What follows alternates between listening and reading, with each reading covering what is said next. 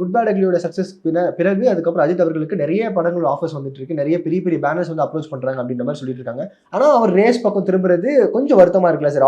Audience and fans எல்லாமே அடுத்தடுத்து இதே மாதிரி இப்போ நாங்க விடாமுடிச்சு பார்த்தோம், இப்போ குட் பேட் அக்லி அப்படியே பேக் டு பேக் கொடுத்தா ரொம்ப தரிசனமா இருக்கும் அப்படின்றாங்க.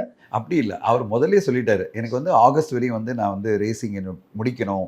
ஏன்னா உலக லெவலில் ரேசிங் அவருடைய ஒரு பயணம் ஒன்று இருக்கு. அந்த பயணத்தை முடிச்சுட்டு தான் நான் அடுத்த படம் ஆரம்பிப்பேன், அக்டோபரில் ஷூட்டிங் போவேன்னு சொல்லிட்டாரு. இப்போ கண்டிப்பாக அவர் வந்து அடுத்த ஒரு 2 மாதங்களில் யார் டேரக்டர்னு ஃபைனலைஸ் பண்ணிடுவார். அது வந்து கண்டிப்பாக நடந்துடும். அவங்கள வந்து ரெடி பண்ணிடுவார், அக்டோபரில் நம்ம ஷூட்டிங் போகலாம். ஏன்னா அக்டோபர்லேருந்து ஜனவரி வரையும் கொடுத்துருக்காரு, திருப்பி டேட் கொடுத்துருக்காரு. அது பிறகு வந்து கொடுத்துருக்காருன்னா சொல்லியிருக்காரு போல இருக்கு. அதாவது அக்டோபர்லேருந்து நம்ம ஷூட்டிங் போகலான்னா ஜனவரி பிப்ரவரியும், ஏன்னா அடுத்த வருஷனுடைய ரேசிங் ஆரம்பிச்சிடும். ஏன்னா அதுக்கு அவர் போக வேண்டியிருக்கும்ல. ஸோ அதனால் வந்து அவர் கண்டிப்பாக வந்து என்ன சொல்லியிருப்பாரு, இந்த ஒரு வருஷத்துக்கு ஒரு படம் பண்ணி ஆகணும்.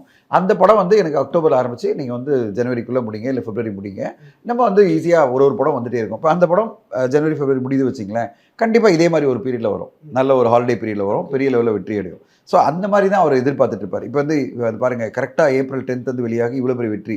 அப்போ என்ன பண்ணுவார், அடுத்த ஏப்ரல் 10 ஒரு படம் வரணும்ல, சம்மர் ஹாலிடேஸ். சம்மர் ஹாலிடே வந்தாலே இவ்வளோ பெரிய கூட்டம் வருது, பெரிய லெவலில் ரெஸ்பான்ஸ் வருதுன்னா கண்டிப்பாக அதை மிஸ் பண்ண மாட்டார்.